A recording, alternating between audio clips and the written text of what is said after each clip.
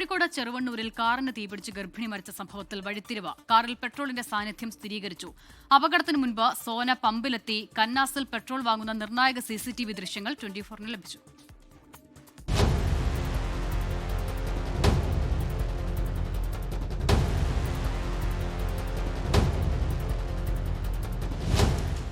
ചെറുവണ്ണൂർ കക്കറമുക്ക് പൂവത്തുംചാലിൽ രജിൻലാലിന്റെ ഭാര്യ സോനയാണ് കഴിഞ്ഞ ദിവസം തീപിടുത്തത്തിൽ മരിച്ചത്.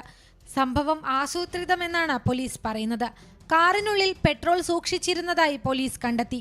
തീപിടിക്കാൻ കാരണം പെട്രോൾ എന്ന് പോലീസ് കണ്ടെത്തുമ്പോൾ സോനയുടെ മരണത്തിൽ ദുരൂഹതയേറുകയാണ്. പെട്രോൾ പമ്പിലെത്തി സോന പെട്രോൾ വാങ്ങുന്നതിന്റെ CCTV ദൃശ്യങ്ങളും പോലീസിന് ലഭിച്ചു.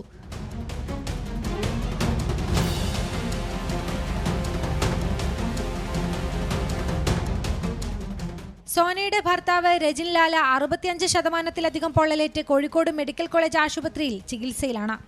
കാറിനുള്ളിൽ നിന്നും പെട്രോളിന്റെ മണം വന്നപ്പോൾ തന്നെ എന്താണ് എന്ന് സോനയോട് ചോദിച്ചെന്നും മറുപടി ലഭിക്കും മുമ്പ് തീ പടരുകയായിരുന്നു എന്നുമാണ് രജിൻലാലിന്റെ മൊഴി.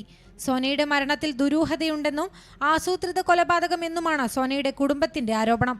മകൾക്ക് ഭർത്തൃവീട്ടിൽ നിരവധി ദുരവസ്ഥകൾ ഉണ്ടായിരുന്നതായും റിജിൻലാലിന് മറ്റൊരു ബന്ധം ഉണ്ടായിരുന്നതായും സോനയുടെ കുടുംബം ആരോപിക്കുന്നുണ്ട്. 24 കോഴിക്കോട്.